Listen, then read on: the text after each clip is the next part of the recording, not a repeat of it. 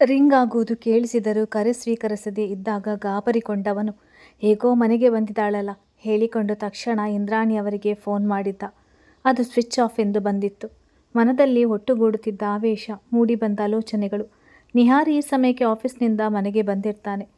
ಇವಳು ಯಾವುದಾದ್ರೂ ಕಾರಣಕ್ಕೆ ಅಲ್ಲಿಗೆ ಹೋದರೆ? ಮೊದಲಿನ ನಿಹಾರ್ನ ನಡೆ ನೆನಪಾಗಿ ರೋಷಗೊಂಡವನು, ಎಷ್ಟು ಧೈರ್ಯವಿದ್ದರೆ ಈ ಕಡೆ ಬರಲು ನೋಡ್ತೀಯ? ನಿನ್ನ ನೆರಳು ಕೂಡ ನಾಲಾಯಕ್ ಮೇಲೆ ಬೀಳಬಾರ್ದು. ಈ ಬಾರಿ ನಿನ್ನ ಜೀವಂತವಾಗಿ ಇಳಿಸುವುದಿಲ್ಲ ಹೇಳಿಕೊಂಡು ಕಾರಿನ ವೇಗ ಮತ್ತಷ್ಟು ಹೆಚ್ಚಿಸಿದ. ಇಂದ್ರಾಣಿ ಅವರ ಬಳಿ ಬಂದ ಚಂದನ, ಆಂಟಿ ಸ್ವಲ್ಪ ಬುಕ್ಸ್ಗಳು ಉಳಿದಿದೆ, ದೊಡ್ಡಪ್ಪನ ಮನೆಯಲ್ಲಿ ಹೋಗಿ ತೆಗೆದುಕೊಂಡು ಬರ್ತೀನಿ ಎಂದಳು. ಕೇಳಿದಳು, ಸರಿ ಹೋಗಿ ಬಾ, ದೊಡ್ಡವರು ಮಾತಾಡಿ ಮುನಿಸಿಕೊಂಡಿರೋದು. ನೀನು ಹೋಗಿ ಬಂದು ಮಾಡಲು ಏನು ಸಮಸ್ಯೆ ಇಲ್ಲ, ಅವರ ಮಕ್ಕಳನ್ನು ನೋಡುವಂತೆ ನಿನ್ನನ್ನು ನೋಡುತ್ತಾರೆ ಎಂದಿದ್ದರು. ಹೌದು ಆಂಟಿ, ದೊಡ್ಡಮ್ಮನಿಗೆ ನಾನೆಂದರೆ ತುಂಬ ಇಷ್ಟ, ಬೇಗ ಬರ್ತೀನಿ ಹೇಳಿ ವೆಂಕಟಾದ್ರಿಯ ಕಡೆ ನಡೆದಿದ್ದಳು. ಗೌತಮ್ ಮನಸ್ಸು ತಡೆಯದೆ ಮತ್ತೆ ಕರೆ ಮಾಡಿದ್ದ. ತಮ್ಮ ರೂಮಿಗೆ ಬಂದಿದ್ದ ಇಂದ್ರಾಣಿಯವರು ಮೊಬೈಲ್ ಕಡೆಗೆ ನೋಡಿ, ಚಾರ್ಜಿಂಗ್ ಆಗಿರ್ಬೋದು ಹೇಳಿಕೊಂಡು ಸ್ವಿಚ್ ಆನ್ ಮಾಡಿದರು.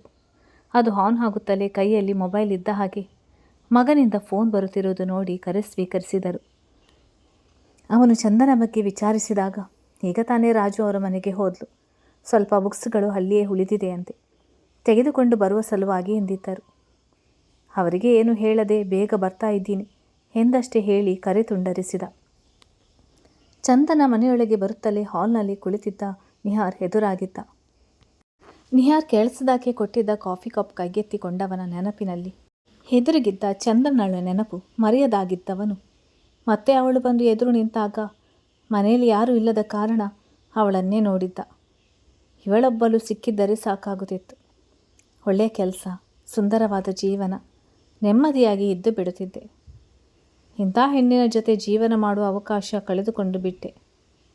ಜೊತೆಗೆ ಗೌತಮ್ ಆಸ್ತಿಯ ಬಗ್ಗೆ ಕಟ್ಟಿದ್ದ ಕನಸು ನುಚ್ಚು ನೂರಾಯಿತು. ಈಗ ನನ್ನ ಮುಂದಿನ ನಡೆ ಹೇಗಿರಬೇಕು? ತನ್ನ ಮುಂದೆ ನಿಂತವಳ ಅಂದದ ಕಣ್ಣಲ್ಲಿ ಹಳೆಯುತ್ತಾ ತನ್ನ ಕಾರ್ಯದ ಬಗ್ಗೆ ಯೋಚಿಸುತ್ತಾ ಉಳಿದಿದ್ದ. ಅದೇ ಸಮಯಕ್ಕೆ ಆದ್ರಿ ಕೂಡ ಮನೆಯೊಳಗೆ ಬಂದಾಗ ಎದ್ದು ನಿಂತ ನಿಹಾರ್, ನೋಡು ಈಗ ಬಂದಿದ್ದು ವಿಚಾರಿಸ್ಕೊ, ನಾನು ರೂಮ್ಗೆ ಹೋಗ್ತೇನೆ ಹೇಳಿ ನಡೆದವನ ಕೈ ಹಿಡಿದು ತಡೆದವಳು. ಎಲ್ಲ ಸರಿ ಮಾಡೋಣ, ಎಷ್ಟು ದಿನ ಹೀಗೆ ಮುಖ ತಪ್ಪಿಸಿಕೊಂಡಿರ್ತೀರಾ ಹೇಳಿ. ಚಂದನ, ನಾನು ಮದುವೆ ಆಗೋ ಹುಡುಗ ನಿಹಾರ್ ಎಂದು ಪರಿಚಯಿಸಿದಳು. ನಿಹಾರ್ ಹಾಯ್ ಎಂದಾಗ ಸಣ್ಣ ನಗು ಬೀರಿದ್ದಳು. ನಿಹಾರ್ ಆಗಲೇ ಬಂದು ಕಾಯುತ್ತಿದ್ದೆ, ಇವರೀಗ ಬಂದಿದ್ದು, ನೀನು ಯಾಕೆ ಇಷ್ಟು ತಡ ಮಾಡಿಬಿಟ್ಟೆ ಎಂದಿದ್ದ. ಸ್ವಲ್ಪ ಕೆಲಸ ಇತ್ತು. ಚಂದನ ಅಪರೂಪಕ್ಕೆ ಕೈಗೆ ಸಿಗ್ತೀಯಾ? ಮಾತನಾಡಲು ಕುಳಿತುಕೋ. ಅದಿರಲಿ, ನೀನು ಆ ಮನೆಗೆ ಶಿಫ್ಟ್ ಆಗಿದೆಯಂತೆ ಮಮ್ಮಿ ಹೇಳಿದರು. ಹೋಗಲಿ ಬಿಡು, ಗೌತಮ್ ಜೊತೆಗೆ ಇರ್ತಾರಲ್ಲ, ಯಾವಾಗಲೂ ನೋಡ್ತಾ ಇರ್ಬೋದು, ಮಿಸ್ ಮಾಡಿಕೊಳ್ಳಲು ಅವಕಾಶ ಇರುವುದಿಲ್ಲ ಎನ್ನುತ್ತಲೇ ಚಂದನ ಅಚ್ಚರಿಯ ಮುಖಭಾವ ತೋರಿ, ಅಕ್ಕ ನಿಂಗೆ ಹೇಗೆ ಗೊತ್ತು ಎಂದಿದ್ದಳು. ಆಗಲೇ ಆದ್ರಿಗೆ ಅರ್ಥವಾಗಿತ್ತು. ಅದನ್ನು ಸರಿಪಡಿಸಲು ನೀವಿಬ್ಬರು ಸ್ವಲ್ಪ ಹೊರಗೆ ಹೆಚ್ಚಾಗಿ ಓಡ್ತೀರಲ್ವಾ, ಇಬ್ಬರ ನಿಲುವು ಹೀಗಿರ್ಬೋದು ಎಂದು ಅಂದಾಜಿಸಿದೆ ಅಷ್ಟೆ. ಒಳ್ಳೆಯ ಆಯ್ಕೆ ಎಂದಿದ್ದಳು. ನಕ್ಕ ಚಂದನ, ಪರೀಕ್ಷೆ ಮುಗಿಯುತ್ತಲೇ ಎಲ್ಲರಿಗೆ ಹೇಳೋಣ ಎಂದುಕೊಂಡಿದ್ದೆ ಎಂದಿದ್ದಳು. ಮೂವರ ನಡುವೆ ಮಾತುಕತೆಗಳು ನಡೆದಿದ್ದು ನಿಹಾರ್ ಆದ್ರಿಯ ಕಣ್ಣು ತಪ್ಪಿಸಿ ಚಂದನ ಕಡೆ ನೋಡುವುದು ನಿಲ್ಲಿಸುತ್ತಿರಲಿಲ್ಲ. ಅಡುಗೆ ಮನೆಯಿಂದ ಮುತ್ತಮ್ಮ ಆದ್ರಿಯನ್ನು ಕರೆದಾಗ ನೋಡಿ ಬರ್ತೀನಿ ಹೇಳಿ ಎದ್ದು ನಡೆದಿದ್ದಳು. ಚಂದನ ಕೂಡ ಎದ್ದು ಹೋಗುವಷ್ಟರಲ್ಲಿ, ನಿಹಾರ್, ನಿಮಗೆ ಹಳೆಯದು ಸ್ವಲ್ಪವೂ ನೆನಪಿಲ್ವಾ? ನನ್ನನ್ನು ನೋಡಿ ಕೂಡ ಇವಳಿಗೇನು ನೆನಪಾಗುತ್ತಿಲ್ವೇ? ನನ್ನಿಂದ ಅಷ್ಟು ನೋವು ಅನುಭವಿಸುತ್ತಾಳೆ ಎನಿಸಿ ಕೇಳಿದ್ದ. ಚಂದನ ಉತ್ತರಿಸೋ ಮೊದಲೇ ಬಿರುಗಾಳಿಯಂತೆ ಒಳಗೆ ನುಗ್ಗಿದ್ದ ಗೌತಮ್ ನೇರ ನಿಹಾರ್ ಕೊರಳ ಪಟ್ಟಿ ಹಿಡಿದು ಮುಷ್ಟಿ ಕಟ್ಟಿ ಮುಖಕ್ಕೆ ಬಾರಿಸಿದ್ದ. ಚಂದನ ಗೌತಮ್ ನಡಿಗೆ ಬೆಚ್ಚಿ ಬಿದ್ದವಳು.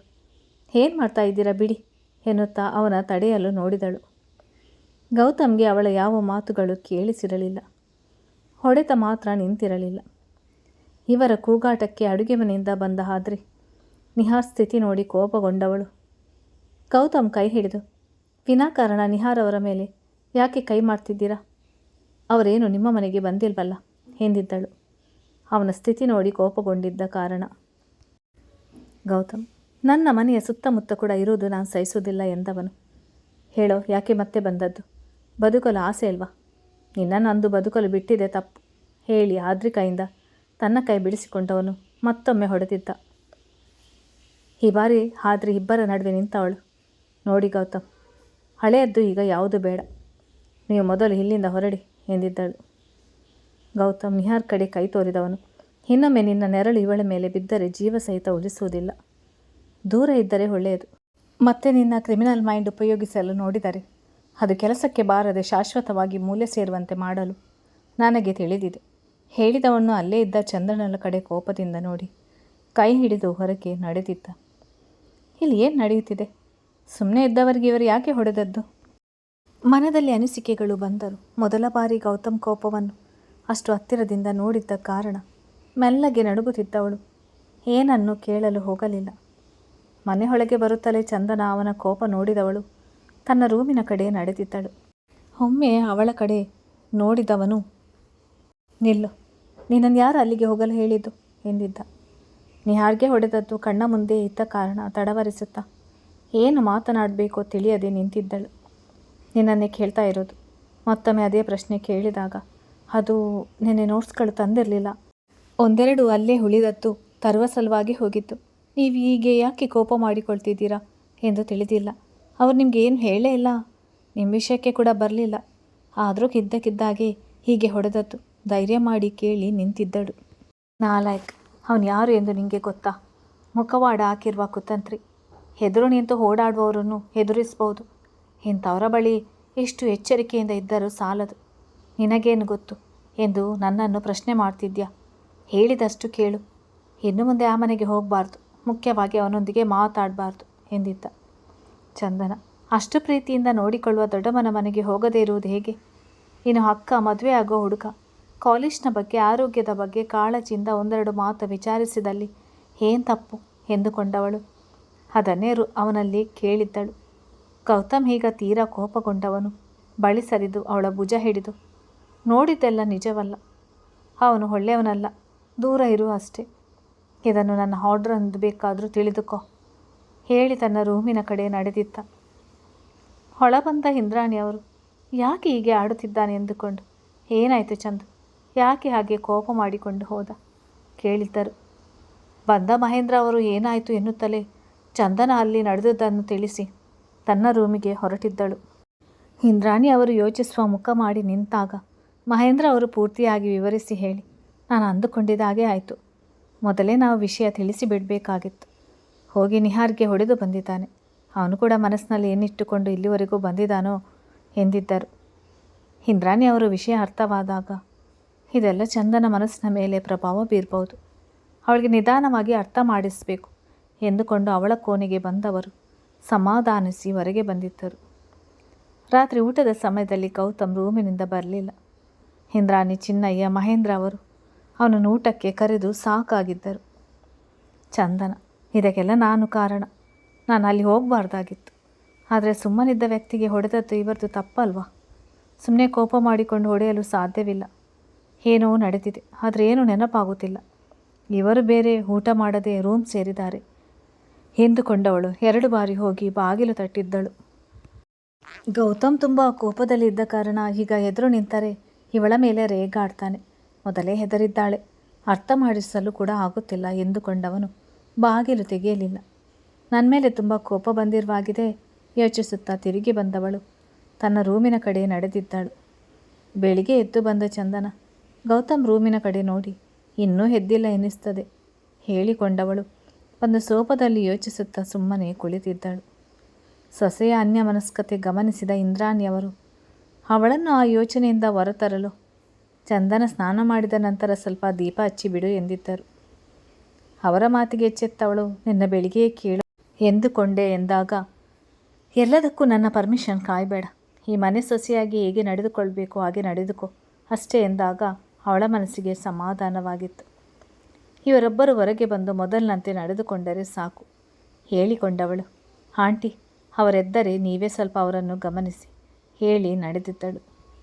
ತಾಯಿಯ ಮಾತು ಅರ್ಥ ಮಾಡಿಕೊಳ್ಳುತ್ತಾರೆ ಎಂದುಕೊಂಡು ಇಂದ್ರಾಣಿ ಅವರು ಸ್ವಲ್ಪ ಸಮಯ ಬಿಟ್ಟು ಗೌತಮ್ ರೂಮಿಗೆ ಆ ವೇಳೆಗೆ ಎದ್ದಿರ್ತಾನೆ ಎಂದುಕೊಂಡು ಬಂದಾಗ ಅವರ ಅನಿಸಿಕೆ ನಿಜವಾಗುವಂತೆ ಆಫೀಸ್ಗೆ ಹೋಗಲು ತಯಾರಾಗಿದ್ದ ಗೌತಮ್ ತನ್ನ ಕೋಣೆಗೆ ಬಂದ ತಾಯಿಯನ್ನು ನೋಡಿ, ಬನ್ನಿ, ಕರೆದಿದ್ದರೆ ನಾನೇ ಬರುತ್ತಿದ್ದೆ ಎಂದಿದ್ದ. ಮಂಚದ ಕಡೆ ನೋಡಿದವರು ಬಂದು ಬಟ್ಟೆ ಸರಿಪಡಿಸಿ ಬೆಡ್ಶೀಟ್ ಮಡಿಸಲು ಕೈ ಹಾಕಿದಾಗ, ನೀವಿದೆಲ್ಲ ಯಾಕೆ ಮಾಡ್ತೀರಾ? ಇಂದು ಏನೋ ಬೇಸರ ಆಗಾಗಿ ಇದರ ಕಡೆ ಗಮನಿಸಲಿಲ್ಲ ಎಂದಿದ್ದ. ಪರವಾಗಿಲ್ಲ ಗೌತಮ್, ವಿಷಯ ತಿಳಿಯಿತು. ಇನ್ನು ಚಂದನ ಅಲ್ಲಿಗೆ ಹೋಗದೇ ಇದ್ದಂತೆ ನೋಡಿಕೊಂಡ್ರೆ ಆಯಿತು. ಅವನಿಗೆ ನಿನ್ನ ಮುಂದೆ ಬಂದು ನಿಲ್ಲಲು ಧೈರ್ಯವಿಲ್ಲ. ಆಸ್ತಿಗೆ ಆಸೆಪಟ್ಟು ಆದ್ರಿಯನ್ನು ಒಲಿಸಿಕೊಂಡಿರ್ಬೋದು ಅಷ್ಟೇ ಎಂದಿದ್ದರು ಗೌತಮ್. ಒಮ್ಮೆ ಅವನಿಂದ ಅನುಭವಿಸಿರುವುದು ಸಾಕಾಗಿದೆ. ಇನ್ನು ಮತ್ತೊಮ್ಮೆ ಇವಳನ್ನು ಕಳೆದುಕೊಳ್ಳಲು ಹೋಗಿ ಕೊನೆ ಹಂತದಲ್ಲಿ ಉಳಿಸಿಕೊಂಡಿದ್ದಂತಾಯಿತು. ಪದೇ ಪದೇ ಇದೇ ಪುನರಾವರ್ತನೆ ಆದರೆ ನನ್ನ ತಾಳ್ಮೆಗೂ ಒಂದು ಮಿತಿ ಇರುತ್ತದೆ. ಮತ್ತೆ ನಾನು ರಿಸ್ಕ್ ತೆಗೆದುಕೊಳ್ಳಲು ಇಷ್ಟಪಡಲ್ಲ ಎಂದಿದ್ದ. ಮೊದಲಾದರೆ ಅವನ ಮನಸ್ಸಿನಲ್ಲಿ ಏನಿದೆ ಎಂದು ಗೊತ್ತಿರಲಿಲ್ಲ. ಒಳ್ಳೆಯವನೆಂದು ನಂಬಿದ್ದೆವು. ಈ ಬಾರಿ ಎಲ್ಲ ನಮಗೆ ತಿಳಿದಿದೆಯಲ್ಲ, ನಮ್ಮ ಹುಷಾರಿನಲ್ಲಿ ನಾವಿರೋಣ. ಅಲ್ಲದೆ ಅವನಿಗೆ ಅಷ್ಟು ಧೈರ್ಯ ಇಲ್ಲ ಎಂದುಕೊಳ್ಳುತ್ತೇನೆ. ಆದರೆ ರಾಜು, ಪದ್ಮ, ಆ ಹುಡುಗಿ ಸಮಸ್ಯೆ ಎದುರಿಸಬೇಕಾಗಬಹುದು. ಒಮ್ಮೆ ಪದ್ಮ ಅವರ ಜೊತೆ ಮಾತಾಡ್ತೇನೆ. ನೀನು ರಾತ್ರಿ ಕೂಡ ಊಟ ಮಾಡಿಲ್ಲ. ನೀನು ಊಟ ಮಾಡಿಲ್ಲ ಎಂದು ಆ ಹುಡುಗಿ ಕೂಡ ಊಟ ಮಾಡಲಿಲ್ಲ. ಚಂದನ ಕೂಡ ಪೂಜೆ ಮುಗಿಸಿ ರೆಡಿಯಾಗಲು ಹೋಗಿದ್ದಾಳೆ. ಬೇಗ ಬಾ ತಿಂಡಿಗೆ ಎಂದಾಗ ನಿನ್ನೆ ಕೋಪದಲ್ಲಿ ಏನು ಮಾತನಾಡಿದೆ ಎಂದು ತಿಳಿಯಲಿಲ್ಲ. ನೀವು ಅವಳಿಗೆ ಊಟ ಮಾಡಿಸಬೇಕಾಗಿತ್ತು ತಾನೆ. ಬರ್ತೀನಿ, ನೀವು ಹೋಗಿರಿ ಹೇಳಿ ಕಳಿಸಿದ್ದ. ಡೈನಿಂಗ್ ಟೇಬಲ್ ಬಳಿ ಎದುರಾದ ಗೌತಮ್ ನೋಟ ಎದುರಿಸಲಾಗದೆ ತಲೆ ತಗ್ಗಿಸಿದ್ದಳು. ಚಿನ್ನಯ್ಯ ತಿಂಡಿ ತಂದು ಬಡಿಸಿದಾಗ ಮಾತುಕತೆ ಇಲ್ಲದೆ ಬೆಳಗಿನ ತಿಂಡಿ ಮುಗಿದಿತ್ತು. ಎಲ್ಲರೂ ಒಟ್ಟಿಗೆ ಕುಳಿತು ತಿಂಡಿ ತಿಂದದ್ದು ನೋಡಿ ಮಹೇಂದ್ರ ಅವರು, ಅಂತೂ ನಮ್ಮ ಫ್ಯಾಮಿಲಿ ಕಂಪ್ಲೀಟ್ ಆಯಿತು. ಆದರೆ ಅಲ್ಲಿ ನಿಹಾರ್ ಯಾಕೆ ಬಂದಿದ್ದಾನೆ? ಅವನಿಂದಾಗಿ ಗೌತಮ್ನ ಸ್ಥಿತಿ ಹಾಳಾಗಿದೆ ಎಂದಾಗ ಚಂದನ್ ಅವರತ್ತ ನೋಡಿದ್ದಳು. ಅಂದರೆ ಯಾವತ್ತಿದ್ದರೂ ನೀನೇ ತಾನೇ ನಮ್ಮನೆಯ ಸೊಸೆ. ನಿಮ್ಮ ತಂದೆ ತಾಯಿ ಕೂಡ ಒಪ್ಪಿಕೊಳ್ಳುತ್ತಾರೆ ಎನ್ನುವ ಭರವಸೆ ಇದೆ. ಅದಕ್ಕೆ ಹಾಗೆ ಹೇಳಿದೆ ಎಂದಿದ್ದರು. ಅವರ ಮಾತು ಕೇಳಿ ಚಂದನಗೆ ಸಮಾಧಾನವಾದರೂ ನಿಹಾರ್ ಯಾರು ಎನ್ನುವ ಪ್ರಶ್ನೆ ಮನದಲ್ಲಿ ಕುಳಿತಿತ್ತು. ಮೌನವಾಗಿ ತನ್ನ ಜೊತೆ ನಡೆದವಳ ನೋಡಿ ಮೃದುಭಾವನೆ ಮೂಡಿದಾಗ ನೋಡು ಎಂದು ಏನು ಹೇಳುವ ಸಲುವಾಗಿ ಹೇಳುತ್ತಲೇ ಬೆಚ್ಚಿದ ಚಂದನ ಕೈಯಲ್ಲಿದ್ದ ಬ್ಯಾಗ್ ಕೆಳಗೆ ಬಿಟ್ಟಿದ್ದಳು. ಅವಳ ಗಾಬರಿ ಮುಖದ ಭಯ ಗಮನಿಸಿದವನು, ನಿನ್ನೆ ನಾನು ನಿಹಾರ್ಗೆ ಹೊಡೆದದ್ದು ನೋಡಿ ಹೆದರಿದ್ದಾಳೆ. ಸಮಯ ನೋಡಿ ಅವನ ಬಗ್ಗೆ ಇವಳಿಗೆ ಒಂದು ಸ್ಪಷ್ಟತೆ ಕೊಡಬೇಕು ಹೇಳಿಕೊಂಡು ಕಾರ್ ಸ್ಟಾರ್ಟ್ ಮಾಡಿದ್ದ. 2 ದಿನ ಕಳೆದರೂ ಇದೇ ಮುಸುಕಿನ ವಾತಾವರಣ ಮುಂದುವರಿದಿತ್ತು. ಚಂದನಳಿಗೆ ಗೌತಮ್ ಎದುರು ಹೋಗಲು ಭಯ ತನ್ನನ್ನು ಕಟ್ಟಾಕಿದಂತೆ ಆಗುತ್ತಿತ್ತು. ಅಂದು ಸಂಜೆ ತಂದೆಯಿಂದ ಕರೆ ಬಂದಾಗ ಮಾತಾಡಿದ್ದಳು. ಮಹೇಂದ್ರ ಅವರಿಂದ ವಿಷಯ ತಿಳಿದ ಕೃಷ್ಣ ಪ್ರಸಾದ್ ಅವರು ಮಗಳ ಜೊತೆ ಮಾತನಾಡಲು ನಿರ್ಧರಿಸಿದರು. ಪೂರ್ಣ ಸತ್ಯ ಹೇಳದೇ ಇದ್ದರು. ನೋಡ ಚಂದನ, ಗೌತಮ್ ಬಗ್ಗೆ ತಪ್ಪು ತಿಳಿಯಬೇಡ. ಈ ನೆನಪಿನ ಶಕ್ತಿ ಕಳೆದುಕೊಳ್ಳುವ ಮೊದಲು ನಿಹಾರ್ ನಿನ್ನ ಬಳಿ ಕೆಟ್ಟದಾಗಿ ನಡೆದುಕೊಂಡಿದ್ದ. ಆಗ ಗೌತಮ್ ಅವನಿಗೆ ಪ್ರಾಣ ಹೋಗುವಂತೆ ಹೊಡೆದಿದ್ದ. ಆಗಿಂದ ಅವನಿಂದ ನಿನ್ನನ್ನು ದೂರ ಇಟ್ಟಿದ್ದಾನೆ. ಅಂಥದ್ರಲ್ಲಿ ಅವನು ಮತ್ತೆ ಹೊಸ ಸಂಬಂಧದ ಹೆಸರು ಹೇಳಿಕೊಂಡು ಬಳಿಗೆ ಬಂದಾಗ ಅವನಿಗೆ ಕೋಪ ಬರುವುದು ಸಹಜ. ಎಲ್ಲದಕ್ಕೂ ಕಾರಣ ಇರುತ್ತೆ, ಅರ್ಥ ಮಾಡಿಕೊ ಎಂದವರು ಮಗಳ ಕೆಲ ಮಾತಿಗೆ ಸಮಾಧಾನ ಹೇಳಿದ್ದರು. ಯೋಚಿಸುತ್ತಾ ಕುಳಿತ ಚಂದನ ಗೌತಮ್ ಹೇಳರ ಸಮಯದಿ ಮನೆಗೆ ಬಂದಾಗ ನನಗಾಗಿ ಇವರು ಹಾಗೆ ನಡೆದುಕೊಂಡರೆ ನಾನೇ ಅವರಿಂದ ದೂರ ಉಳಿದು ಕೋಪದ ಮನುಷ್ಯ ಎಂದುಕೊಂಡು ಬಿಟ್ಟಿದ್ದೆ ಎಂದುಕೊಂಡವಳು. ತನ್ನ ಕಡೆ ತಿರುಗಿ ಕೂಡ ನೋಡದೆ ರೂಮಿಗೆ ಹೋದವನ ನೋಡಿ ಕಾಫಿ ಮಾಡಿ ತೆಗೆದುಕೊಂಡು ಹೋಗೋಣ ಹೇಳಿಕೊಂಡವಳು ಅಡುಗೆ ಮನೆಗೆ ನಡೆದಿದ್ದಳು. ಗೌತಮ್ ಮೊಬೈಲ್ನಲ್ಲಿ ಮಾತನಾಡಿದವನು, ಥ್ಯಾಂಕ್ ಯು ಪ್ರದೀಪ್, ಸರಿ ಬಿಡು, ನಿನ್ನೆ ಇಷ್ಟ. ನಾಳೆ ಹೋಗಿ ನೋಡಿ ಬಂದು ಬಿಡುತ್ತೇನೆ. ನನಗೆ ನಿನ್ನ ಮನೆಯಲ್ಲಿದ್ದ ಫೋಟೋ ನೋಡಿಯೇ ಇಷ್ಟವಾಗಿತ್ತು. 2 ಗಂಟೆಯ ಜರ್ನಿ ತಾನೆ, ಕೆಲಸ ಮುಗಿಸಿಕೊಂಡು ಹೊರಡುತ್ತೇನೆ ಹೇಳಿ ಕರೆ ತುಂಡರಿಸಿದವನು 3 ದಿನದಿಂದ 4 ಜೊತೆ ಸರಿಯಾಗಿ ಮಾತನಾಡಲಿಲ್ಲ. ಅವಳ ಪ್ರಕಾರ ಈ ಮನೆಯಲ್ಲಿರುವ ಗೆಸ್ಟ್ ಅವಳು. ಆದರೆ ನಾನು ಹೆಂಡತಿಯ ಮೇಲೆ ಮುನಿಸಿಕೊಂಡಂತೆ ಇದ್ದೀನಿ. ಅವಳಿಗೆ ಹೇಗಾದರೂ ಅರ್ಥವಾಗುತ್ತೆ. ನಾಳೆ ಕಾಲೇಜ್ ಆಫ್ ಡೇ ಸಾಕು. ಹೊಸದಾಗಿ ಕೊಂಡುಕೊಳ್ಳುತ್ತಿರುವ ಪ್ರಾಪರ್ಟಿ ನೋಡಲು ಹೋಗುತ್ತಿದ್ದೇನೆ. ಅವಳನ್ನು ನನ್ನ ಜೊತೆ ಕರೆದುಕೊಂಡು ಹೋಗೋಣ. 2 ಗಂಟೆಯ ಜರ್ನಿ, ಹೊಸ ವಾತಾವರಣ, ಹಳೆಯ ಕಾಲದ ಬಂಗ್ಲೆ ನೋಡಿದರೆ ಅವಳಿಗೆ ಒಂದು ಬದಲಾವಣೆ ಇರುತ್ತದೆ. ಹಾಗೆ ಅದೇ ಸಮಯದಲ್ಲಿ ನಿಹಾರ್ ಬಗ್ಗೆ ತಿಳಿಸಿ ಹೇಳಿ ದೂರ ಇರುವಂತೆ ಎಚ್ಚರಿಸಬೇಕು ಹೇಳಿಕೊಂಡವನು ಸದ್ದಿಗೆ ಬಾಗಿಲ ಕಡೆ ತಿರುಗಿ ನೋಡಿದ್ದ. ಕಪ್ಪಿಡಿದು ಬಂದವಳು ಸುಮ್ಮನೆ ನಿಂತವನ ನೋಡಿ ಟೀಪಾಯ್ ಮೇಲೆ ಕಪ್ಪಿಟ್ಟು ತಂದೆ ಹೇಳಿದ ಮಾತುಗಳು ಕೇಳಿದ ನಂತರ ಪಶ್ಚಾತ್ತಾಪ ಪಟ್ಟಿದ್ದವಳು ಮತ್ತಷ್ಟು ಬಳಿ ಸರಿದು, ನನಗೆ ಗೊತ್ತಾಗಲಿಲ್ಲ. ನೀವು ತಿಳಿಸಿ ಹೇಳಬೇಕು ತಾನೆ. ನೀವೇ ಅರ್ಥ ಮಾಡಿಕೊಳ್ಳದಿದ್ದರೆ ಬೇರೆ ಯಾರು ಅರ್ಥ ಮಾಡಿಕೊಳ್ಳುತ್ತಾರೆ ಹೇಳಿದವಳು ಬಿಕ್ಕಳಿಸುತ್ತಾ ಅವನ ಎದೆಗೆ ಹೊರಗಿದ್ದಳು. ಅವಳ ಕಣ್ಣೀರು ನೋಡದಾದವನು ಅದನ್ನು ಹೀಗೆ ಕಣ್ಣೀರು ಹಾಕೋತಾ ಹೇಳಬೇಕಾ? ಗೌತಮ್ ಮಡದಿ ಅಂದರೆ ಹೇಗಿರಬೇಕು ಎಂದಿದ್ದವನು ಅವಳ ಅಚ್ಚರಿಯ ನೋಟಕ್ಕೆ, ಅಂದರೆ ಮಡದಿ ಆಗಬೇಕಾದ ಹುಡುಗಿ ಹೀಗೆ ಮಾತಿಗೆ ಹಾಕಿದರೆ ಚೆನ್ನಾಗಿರೋದಿಲ್ಲ.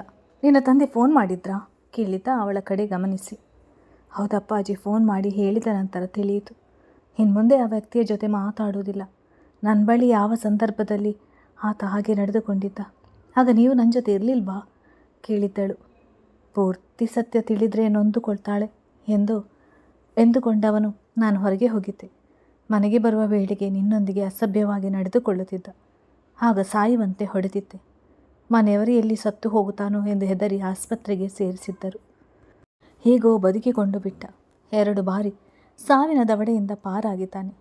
3ನೇ ಬಾರಿ ಅವನಿಗೆ ಅವಕಾಶ ಇಲ್ಲೇ ಎನ್ನಿಸುತ್ತದೆ ಹೇಳುತ್ತಲೇ, ನೋಡಿ, ದುಷ್ಟರಿಂದ ದೂರ ಇರಬೇಕು. ಇನ್ಮುಂದೆ ನಾವು ಅವರ ವಿಷಯಕ್ಕೆ ಹೋಗದಿದ್ದರೆ ಆಯಿತು ಬಿಡಿ ಎಂದಿದ್ದಳು. ಅಪರೂಪಕ್ಕೆ ಸಿಕ್ಕಿರುವ ಮಡದಿಯ ಸನಿಹದಲ್ಲಿ ನಿಹಾರ್ ಬಗೆಗಿನ ಮಾತುಕತೆಗಳು ಬೇಡ ಎನಿಸಿದಾಗ, ಸರಿ ಆ ವಿಷಯ ಬಿಡು ಹೇಳುತ್ತಾ ಕಣ್ಣೀರು ತೊಡೆದು ತಾನು ಕುಳಿತು ಪಕ್ಕದಲ್ಲಿ ಕೂರಿಸಿಕೊಂಡವನು, ನಾಳೆ ಕಾಲೇಜ್ ಎಷ್ಟು ಗಂಟೆಗೆ ಮುಗಿಯುತ್ತದೆ ಕೇಳಿದ್ದ. ಮಧ್ಯಾಹ್ನಕ್ಕೆ ಮುಗಿಯಬಹುದು. ಯಾಕೆ, ಮತ್ತೆ ಹೊರಗೆ ಎಲ್ಲಾದರೂ ಹೋಗ್ತಿದ್ದೀರಾ? ನಾನೇ ಮ್ಯಾನೇಜ್ ಮಾಡ್ತೇನೆ ಎಂದಿದ್ದಳು. ಹಾಗೇನೂ ಇಲ್ಲ, ಹೊಸದಾಗಿ ಒಂದು ಪ್ರಾಪರ್ಟಿ ಕೊಂಡುಕೊಳ್ಳುತ್ತಿದ್ದೇನೆ. ಮುಂದೆ ಹೇಗೋ ಮಡದಿ ಆಗುವವಳು. ಅದನ್ನು ನೋಡಿ ನಿನ್ನ ಇಷ್ಟ ಕಷ್ಟ ತಿಳಿಸುವ ಹಕ್ಕಿದೆ ನಿನಗೆ.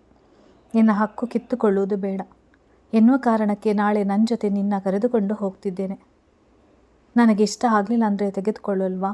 ಸುಮ್ಮನೆ ನಗುತ್ತಾ ಕೇಳಿದ್ದಳು. ಇಲ್ಲ, ನನ್ನ ಫ್ರೆಂಡ್ ಮನೆಯಲ್ಲಿ ನೋಡಿದ್ದ ಒಂದು ಬಂಗ್ಲೆ ಫೋಟೋ ನನ್ನನ್ನು ತುಂಬ ಹಿಡಿದು ಬಿಟ್ಟಿದೆ. ಅದನ್ನು ನೋಡಿದ ತಕ್ಷಣ ಕೊಂಡುಕೊಳ್ಬೇಕು ಎಂದು ನಿರ್ಧಾರ ಮಾಡಿದ್ದೇನೆ. ನೀನು ಆ ಜಾಗದಲ್ಲಿ ಏನಾದರೂ ಬದಲಾವಣೆ ಬೇಕಿದ್ದರೆ ತಿಳಿಸಲಿ ಎಂದು ಕರೆದುಕೊಂಡು ಹೋಗುತ್ತಿರೋದು. ನಿನಗೂ ಆ ಜಾಗ ಇಷ್ಟವಾಗಬಹುದು ಎಂದಿದ್ದ. ಸುಮ್ಮನೆ ಹೇಳಿದ್ದು ಅಷ್ಟೇ. ನಿರ್ಧಾರಗಳೆಲ್ಲ ನಿಮ್ಮದೇ. ನನಗೆ ಅಷ್ಟಾಗಿ ಏನು ಗೊತ್ತಾಗೋದಿಲ್ಲ. ನನ್ನ ಮೇಲೆ ಕೋಪ ಕಡಿಮೆ ಆಯಿತಾ ಕೇಳಿದ್ದಳು. ಮುಂದೆ ಎಲ್ಲ ಅರ್ಥ ಮಾಡಿಸಿಕೊಡ್ತೇನೆ ಬಿಡು. ಹಾಗೆ ನನಗೆ ಒಂದು ಮಾತು ಹೇಳದೆ ಪಕ್ಕದ ಮನೆಗೆ ಯಾಕೆ ಹೋಗಿದ್ದು ಕೇಳಿದ್ದ. ಸಾರಿ, ಇನ್ಮೇಲೆ ಹಾಗೆಲ್ಲ ಹೇಳದೆ ಕೇಳದೆ ಎಂದೂ ಹೋಗಲ್ಲ.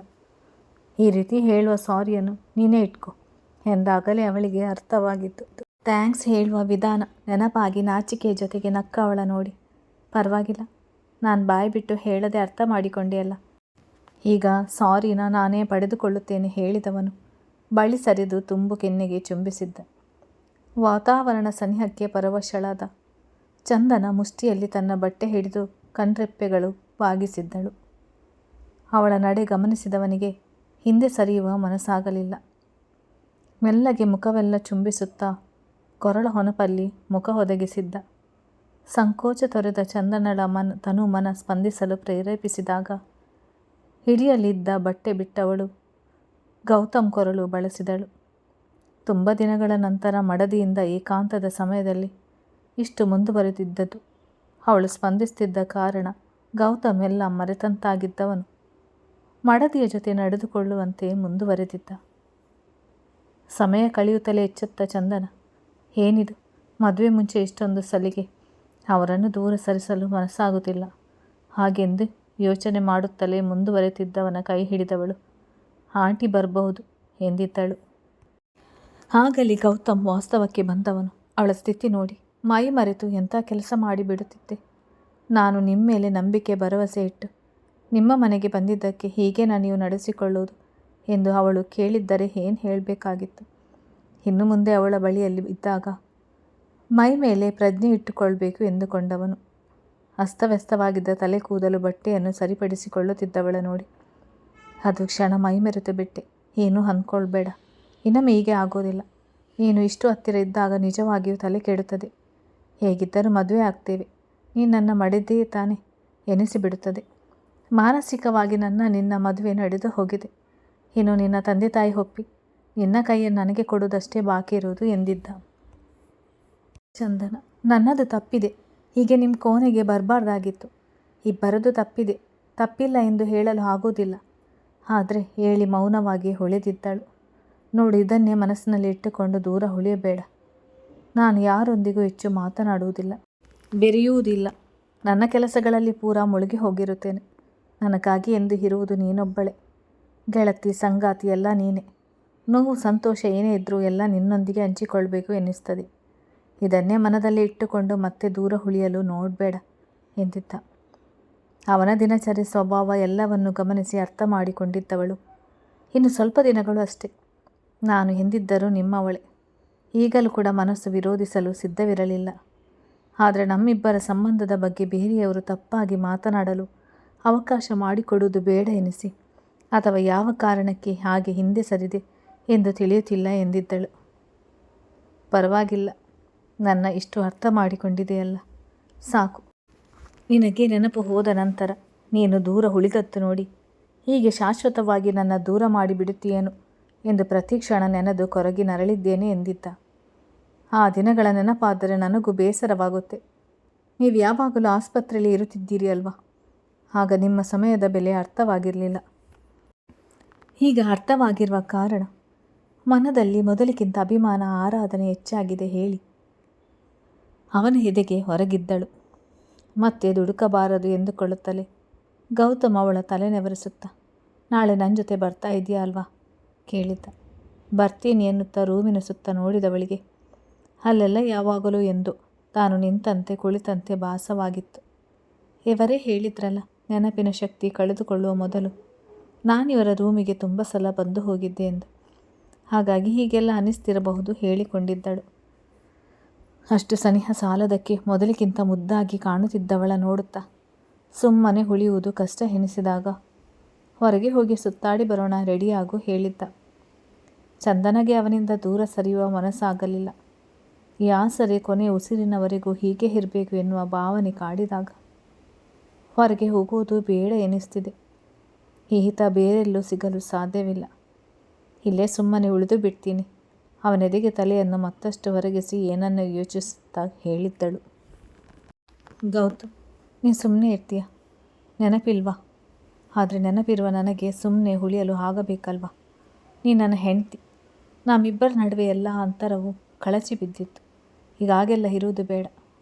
ದೂರ ಉಳಿ ಎಂದರೆ ಹೇಗೆ ಅರ್ಥ ಮಾಡಿಸಲಿ ಹೇಳಿ ಹಣೆ ತೀಡಿಕೊಂಡಿದ್ದ. ಕಳೆಯುತ್ತಿದ್ದ ಒಂದೊಂದು ಕ್ಷಣಗಳು ಮಧುರತೆಯಿಂದ ಕೂಡಿತ್ತು. ಇಂದ್ರಾಣಿ ಅವರ ಧ್ವನಿ ಕೇಳಿದಾಗ ತಾನೇ ಎಚ್ಚೆತ್ತ ಚಂದನ. ಅತ್ತೆ ಬಂದರು ಎನಿಸುತ್ತೆ, ನೀವು ಕಾಫಿ ಕುಡಿಯಲೇ ಇಲ್ಲ, ಬೇರೆ ತರ್ತೀನಿ ಹೇಳಿ ಕಾಫಿ ಕಪ್ ಎತ್ತಿಕೊಂಡು ನಡೆದಾಗ ನಿಲ್ಲಿಸಿಕೊಳ್ಳಲಾಗದ ತನ್ನ ಪರಿಸ್ಥಿತಿಯ ಬಗ್ಗೆ ಬೇಸರಗೊಂಡಿದ್ದಾಗ ಆದರೂ ಕಳೆದ ಸಮಯದ ಬಗ್ಗೆ ಸಂತೃಪ್ತಿ ಮೂಡಿತ್ತು. ರಾತ್ರಿ ಊಟದ ನಂತರ ಚಂದನಗೆ ಮಾತ್ರ ಕೇಳುವಂತೆ, ರೂಮ್ಗೆ ಕಾಫಿ ತರ್ತೀಯಾ ಕೇಳಿದ್ದ. ನಾಚಿಕೆ ಹೊತ್ತ ನಗು ಅವಳ ಮುಖವನ್ನು ಆವರಿಸಿಕೊಂಡಿತ್ತು. ಸಂಜೆಯೇ ಅಷ್ಟು ಮುಂದುವರಿಯಲು ನೋಡಿದರು. ಇನ್ನೂ ಇಂಥ ಸಮಯದಲ್ಲಿ ಹೇಳಿಕೊಂಡವಳು, ನಾಳೆ ಹೇಗೋ ಕಾಲೇಜಿನಿಂದ ಬೇಗ ಬರ್ತಿದ್ದೀನಿ, ಹೊರಗಡೆ ಹೋಗ್ತಿದ್ದೇವಲ್ಲ, ಅಲ್ಲಿ ಒಟ್ಟಿಗೆ ಸಮಯ ಕಳೆಯಬಹುದು. ಈಗ ಆಂಟಿ ಅಂಕಲ್ ಎಲ್ಲ ಏನೆಂದುಕೊಳ್ಳುವುದಿಲ್ಲ ಮೆಲ್ಲನೆ ಹೇಳಿ ಸರಿದು ಹೋಗಿದ್ದಳು. ಚಂದನ ಸ್ನಾನ ಮುಗಿಸಿ ಇಂದು ಹೊರಗೆ ಹೋಗುತ್ತಿರುವುದು ತಿಳಿದಿದ್ದ ಕಾರಣ ಗಂಧದ ಬಣ್ಣದ ಚೂಡಿದಾರನ್ನು ಕೈಗೆತ್ತಿಕೊಂಡಿದ್ದಳು. ಡ್ರೆಸ್ಗಿಂತ ಅದರ ದುಪ್ಪಟ ಬಹಳ ಆಕರ್ಷಕವಾಗಿ ಹ್ಯಾಂಡ್ ವರ್ಕ್ನಿಂದ ಅದರ ಅಂದ ಕಂಗೊಳಿಸುತ್ತಿತ್ತು. ಲೈಟಾಗಿ ರೆಡಿಯಾಗಿ ಹೊರಗೆ ಬಂದವಳು ಸರೋಜಮ್ಮ ಆಗಲೇ ಮನೆ ಕೆಲಸ ಮುಗಿಸಿದ್ದು ನೋಡಿ ಅಲ್ಲೇ ಇದ್ದ ಹೂವು ಮುಡಿಸಿ ದೇವರ ಮುಂದೆ ದೀಪ ಹಚ್ಚಿಟ್ಟು ನೆನಪು ಕಳೆದುಕೊಳ್ಳುವ ಮೊದಲು ಇವರ ಜೊತೆ ನನ್ನ ನಡೆ ಹೇಗಿತ್ತು ಎಂದು ತಿಳಿದಿಲ್ಲ. ಆದರೆ ಈಗ ಮನಸ್ಸಿನಿಂದ ಇವರನ್ನು ನನ್ನ ಬಾಳ ಸಂಗಾತಿ ರೂಪದಲ್ಲಿ ನೋಡುತ್ತಿದ್ದೇನೆ. ಮನೆಯವರೆಲ್ಲ ನಮ್ಮ ಮದುವೆಗೆ ಒಪ್ಪಿಗೆ ಕೊಡುವಂತೆ ಆಶೀರ್ವಾದಿಸಿ. ಅವರ ಬದುಕಿಗೆ ನನ್ನಿಂದ ಯಾವಾಗಲೂ ಸಂತೋಷ ಮಾತ್ರ ಸಿಗಲಿ. ಇಂದು ಯಾವುದೋ ವ್ಯವಹಾರದ ಸಲುವಾಗಿ ಹೊರಗಡೆ ಹೋಗುತ್ತಿದ್ದಾರೆ. ಎಲ್ಲ ಒಳ್ಳೆಯದಾಗಲಿ ಎಂದುಕೊಂಡು ನಂತರ ತನ್ನ ಮನೆಯವರಿಗೂ ಕೂಡ ಒಳ್ಳೆಯದಾಗುವಂತೆ ಬೇಡಿ ಕೈಮುಗಿದು ಹೊರಬಂದಿದ್ದಳು. ತನ್ನ ರೂಮಿನಿಂದ ಬಂದ ಗೌತಮ್ ಅವಳತ್ತ ನೋಡಿ ಕಣ್ಣರಳಿಸಿದ. ಅವನೇ ಕೊಡಿಸಿದ್ದ ಡ್ರೆಸ್ ಎನ್ನುವುದು ಅವನಿಗೆ ತಿಳಿದಿತ್ತು. ಅವಳು ಆಸ್ಪತ್ರೆಯಿಂದ ಮನೆಗೆ ಹೊರಡುವ ಸಮಯದಲ್ಲಿ ಒಂದಷ್ಟು ಬಟ್ಟೆಗಳು ಪ್ಯಾಕ್ ಮಾಡಿ ಕೊಟ್ಟು ಕಳಿಸಿದ್ದು ನೆನಪಾದಾಗ ಮತ್ತೆ ಎಲ್ಲವನ್ನು ತಂದಿದ್ದಾಳೆ ಹೇಳಿಕೊಂಡಿದ್ದ. ದೇವರ ಮನೆ ಕಡೆ ನೋಡಿದವನು, ಏನು ಪೂಜೆ ಜೋರಾಗಿ ಮಾಡಿದ್ಯಾ, ಏನು ಕೇಳಿಕೊಂಡೆ ಹೇಳಿದ್ದ. ನಮ್ಮ ಮದುವೆಗೆ ನಮ್ಮ ಮನೆಯವರು ಒಪ್ಪಿಕೊಳ್ಳಲಿ ಎಂದು ಕೇಳಿಕೊಂಡದ್ದು ಹೇಳಿ ಅಲ್ಲಿಂದ ನಡೆದಿದ್ದಳು. ಗೌತಮ್ ಪಾಪ ಸತ್ಯ ತಿಳಿಯದೆ ಮನದಲ್ಲಿ ಇನ್ನೂ ಹೆದರಿಕೆ ಇಟ್ಟುಕೊಂಡಿದ್ದಾಳೆ. ಯಾವುದಾದರೂ ಸಂದರ್ಭ ನೋಡಿ ಮಾವನ ಬಾಯಿಂದಲೇ ನಾವು ಅವರಿಗೆ ಅಳಿಯನಾಗಿ ಒಪ್ಪಿಗೆ ಎನ್ನುವ ಮಾತು ಇವಳು ಕೇಳಬೇಕು. ಆಗ ನಮ್ಮಿಬ್ಬರ ನಡುವೆ ಇರುವ ಅಂತರ ಇನ್ನೂ ಸ್ವಲ್ಪ ಕಡಿಮೆ ಆಗುತ್ತದೆ ಎಂದುಕೊಂಡವನಿಗೆ ನಿನ್ನೆ ಸಂಜೆ ಅವಳು ತಾನು ಮುಂದುವರಿಯುತ್ತಲೇ ತನ್ನಿಂದ ದೂರ ಸರಿದ ರೀತಿ ನೆನಪಾಗಿತ್ತು. ತಿಂಡಿ ತಿಂದು ಆಗಿತ್ತು. ಹೊರಡುವ ಸಮಯದಲ್ಲಿ ಗೌತಮ್ ಬರುವುದು ಸಂಜೆ ಆಗ್ತದೆ, ಚಂದನ ಕೂಡ ಸಂಜೆಯೇ ಬರುವುದು ಎಂದಾಗ ಯಾರೂ ಪ್ರಶ್ನಿಸಲು ಹೋಗಲಿಲ್ಲ. ಜೊತೆಯಾಗಿ ಸಮಯ ಕಳೆಯಲಿ ಎನ್ನುವುದು ಅವರ ಅನಿಸಿಕೆಯೂ ಕೂಡ ಆಗಿದ್ದ ಕಾರಣ ಚಂದನ ಮನೆಯವರು ಏನೆಂದುಕೊಂಡರು ಎಂದು ನೋಡಿದಳು. ಎಲ್ಲರ ಮುಖದಲ್ಲೂ ನಗುವಿತ್ತೆ ಹೊರತು ಕೋಪ ಅಸಮಾಧಾನ ಕಾಣಲಿಲ್ಲ. ಬೇಡದೆಲ್ಲ ಯೋಚಿಸ್ತೇನೆ ಎನಿಸ್ತದೆ. ಇವರೆಲ್ಲ ನನ್ನನ್ನು ಒಪ್ಪಿ ಆಗಿದೆ. ಅವರಿಗೆ ಬೇಕಾಗಿರುವುದು ನಮ್ಮ ಸಂತೋಷ ಅಷ್ಟೇ ಹೇಳಿಕೊಂಡವಳು ಅವರಿಗೆ ಹೋಗಿ ಬರುವುದಾಗಿ ತಿಳಿಸಿ ಜೊತೆಯಲ್ಲೇ ನಡೆದಿದ್ದಳು. ಕಾಲೇಜ್ ಬಳಿ ಕಾರು ನಿಲ್ಲಿಸಿದವನು ಮಧ್ಯಾಹ್ನ ಅವಳ ಕ್ಲಾಸ್ ಮುಗಿಯುವ ಸಮಯ ತಿಳಿದುಕೊಂಡು, ಆ ಸಮಯಕ್ಕೆ ಇಲ್ಲೇ ಇರ್ತೇನೆ ಹುಷಾರ್, ಆಮೆ ನಡಿಗೆ ಎಂದವನು ಕಾರ್ ಸ್ಟಾರ್ಟ್ ಮಾಡಿದ. ಚಂದನ ದಿನಕ್ಕೆ ಒಂದೊಂದು ಹೆಸರಿನಿಂದ ಕರೆಯುತ್ತಾರೆ ಹೇಳಿಕೊಂಡು ಕ್ಲಾಸ್ ಕಡೆಗೆ ನಡೆದಿದ್ದಳು. ಸಮಯ ಕಳೆಯುತ್ತಲೇ ಮನದಲ್ಲಿ ಅರ್ಥವಾಗದ ತಳಮಳ, ಸಮಯವಾಗುವುದನ್ನು ಕಾಯುತ್ತಾ ಕುಳಿತಂತೆ ಕಂಡಿದ್ದಳು. ಗೌತಮ್ಗೆ ಕೂಡ ಕೆಲಸಗಳ ನಡುವೆ ತನ್ನನ್ನು ತೊಡಗಿಸಿಕೊಂಡಿದ್ದರು. ಇಂದು ನೋಡಲು ಹೋಗುತ್ತಿರುವ ಬಂಗ್ಲೆ, ಅದರ ಹೊರನೋಟ ಮನದ ತುಂಬ ತುಂಬಿತ್ತು. ಇಷ್ಟವಾಗಲಿಲ್ಲ, ಆದರೂ ಪಡೆದುಕೊಳ್ಳಬೇಕೆಂಬ ಹಠ, ಮನದೊಳಗೆ ಅರ್ಥವಾಗದ ಆಂದೋಲನ. ಇಂದು ಯಾಕೋ ಕೆಲಸದಲ್ಲಿ ಪೂರ್ಣ ಮನಸ್ಸು ತೊಡಗಿಸಲು ಆಗುತ್ತಿಲ್ಲ ಎನ್ನುವುದು ಅರ್ಥವಾಗುತ್ತಲೇ ಆಫೀಸ್ಗೆ ಬಂದವನು ಒಂಟಿಯಾಗಿ ಉಳಿದಿದ್ದ.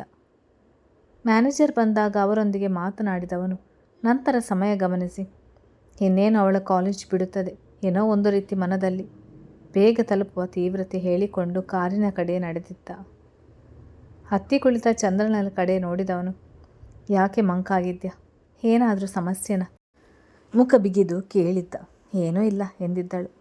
ಅವನ ಮನಸ್ಥಿತಿಯು ಸರಿ ಇರದ ಕಾರಣ ಹೆಚ್ಚು ವಿಚಾರಿಸಲು ಹೋಗಲಿಲ್ಲ. ಊಟದ ಸಮಯವಾಗಿದ್ದ ಕಾರಣ ಹೋಟೆಲೊಂದರಲ್ಲಿ ಊಟ ಮುಗಿಸಿ ಹೋಗಬೇಕಾಗಿದ್ದ ದಾರಿ ಹಿಡಿದದ್ದು. ಮೌನವಾಗಿ ಉಳಿದವಳ ನೋಡಿದವನು ಅವಳೊಂದಿಗೆ ಮಾತನಾಡಿ ಒಂದಿಷ್ಟು ಅರ್ಥ ಮಾಡಿಸೋಣ ಎಂದು ಕರೆದುಕೊಂಡು ಬಂದೆ.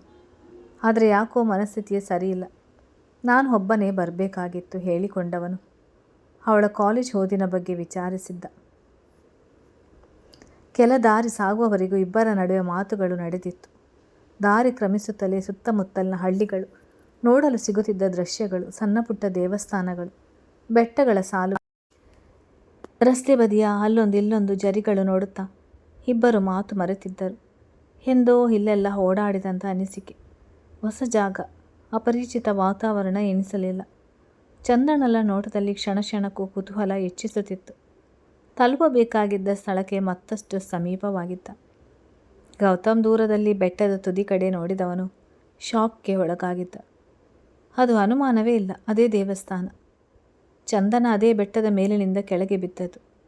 ಅಂದರೆ ನಾವು ಬಂದಾಗ ಈ ಕಡೆಯಿಂದ ಬಂದಿದ್ದೇವೆ, ಇಂದು ಬೇರೆ ರಸ್ತೆ ಕಡೆಯಿಂದ ಬಂದಿದ್ದೇನೆ. ಆ ಜಾಗ ನಾವು ಹೋಗಲು ನೋಡುತ್ತಿರುವ ಸ್ಥಳಕ್ಕೆ ಸ್ವಲ್ಪ ದೂರದಲ್ಲಿದೆ ಅಷ್ಟೇ. ತುಂಬ ದೂರವೇನೂ ಅಲ್ಲ. ಬಂದಾಗಿದೆ, ತಿರುಗಿ ಹೋಗುವುದು ಬೇಡ. ಅಲ್ಲದೆ ಆ ಜಾಗ ಕೊಂಡುಕೊಳ್ಳಲು ನಿರ್ಧಾರ ಮಾಡಿ ಆಗಿದೆ. ನಾವೇನು ಇಲ್ಲಿಯೇ ಉಳಿಯುವುದಿಲ್ವಲ್ಲ, ಹೊಟ್ಟಿನಲ್ಲಿ ಚಂದ್ರನನ್ನು ಈ ಕಡೆಗೆ ಕರೆದುಕೊಂಡು ಹೋಗಬಾರ್ದು ಅಷ್ಟೆ ಹೇಳಿಕೊಂಡೇ ಪ್ರದೀಪ್ಗೆ ಕರೆ ಮಾಡಿ ಮತ್ತೊಮ್ಮೆ ಮಾತನಾಡಿದ್ದ. ಪ್ರದೀಪ್ ಅದನ್ನು ನೋಡಿಕೊಳ್ಳುತ್ತಿರುವ ವ್ಯಕ್ತಿ ನಿಮಗಾಗಿ ಕಾಯುತ್ತಿದ್ದಾನೆ. ನಿನ್ನೆ ಸಾಧ್ಯವಾದಷ್ಟು ಆ ಜಾಗವನ್ನು ಕ್ಲೀನ್ ಮಾಡಿಸಿದ್ದಾನೆ. ನೀನು ಬರುವವರೆಗೂ ನಿನ್ನ ಜೊತೆ ಇದ್ದು ಎಲ್ಲವನ್ನು ತೋರಿಸ್ತಾನೆ ಹೇಳಿ ಕರೆ ತುಂಡರಿಸಿದ. ಅಂದುಕೊಂಡ ಜಾಗ ತಲುಪಿಯಾಗಿತ್ತು. ಕಣ್ಣಳತೆಯ ದೂರದಲ್ಲಿ ಕಾಣುತ್ತಿದ್ದ ಬಣ್ಣ ಕಳೆದುಕೊಂಡಿದ್ದರೂ ತನ್ನ ಭವ್ಯತೆಯನ್ನು ಉಳಿಸಿಕೊಂಡಿದ್ದ ಬಂಗ್ಲೆಯನ್ನು ನೋಡುತ್ತಲೇ ಗೌತಮ್ ಆಕ್ರೋಶ ಹೆಚ್ಚಿತ್ತು. ಚಂದನ ಪೂರ ಮಾತು ಮರೆತಿದ್ದಳು. ಗೌತಮ್ ಗೇಟಿನ ಮುಂದೆ ಕಾರು ನಿಲ್ಲಿಸುತ್ತಲೇ ಅಲ್ಲಿದ್ದ ವ್ಯಕ್ತಿ ಒಳಗಿನಿಂದ ಓಡಿ ಬಂದು ಗೇಟ್ ತೆರೆದು ಗೌತಮ್ ಕಾರನ್ನು ಒಳಗೆ ನಡೆಸುವ ಮೊದಲೇ ಕಾರಿನಿಂದ ಇಳಿದ ಚಂದನ ಯಾರ ಮಾತಿಗೂ ಕಾಯ್ದವಳಂತೆ ಎದುರು ಇದ್ದ ಬಂಗಲೆಯನ್ನು ನೋಡುತ್ತಾ ನಡೆದು ಬಂದವಳು ಕಬ್ಬಿಣದ ಬೃಹದಾಕಾರದ ಗೇಟನ್ನು ಒಮ್ಮೆ ಸವರಿದಳು. ಮನಸ್ಸಿನಲ್ಲಿ ಮೂಡಿದ್ದ ರೋಮಾಂಚನ ನೋಟ ಮತ್ತೊಮ್ಮೆ ಗಮನಿಸುವಂತೆ ಬಂಗಲೆಯ ಕಡೆಗೆ ಸಾಗಿತ್ತು. ಅದೇ ಬಾಗಿಲು. ಕನಸಿನಲ್ಲಿ ತನಗಾಗಿ ಕಾಯುತ್ತಾ ಅಲ್ಲೇ ನಿಲ್ಲುತ್ತಿದ್ದ ವ್ಯಕ್ತಿಗಾಗಿ ಹುಡುಕಾಟ ನಡೆಸಿದ್ದಳು. ಕತೆ ಮುಂದುವರಿಯುತ್ತದೆ. ಹಾಗೆ ಕತೆ ಸ್ವಲ್ಪ ಡಿಲೇ ಆದಕ್ಕೆ ಕ್ಷಮೆ ಇರಲಿ.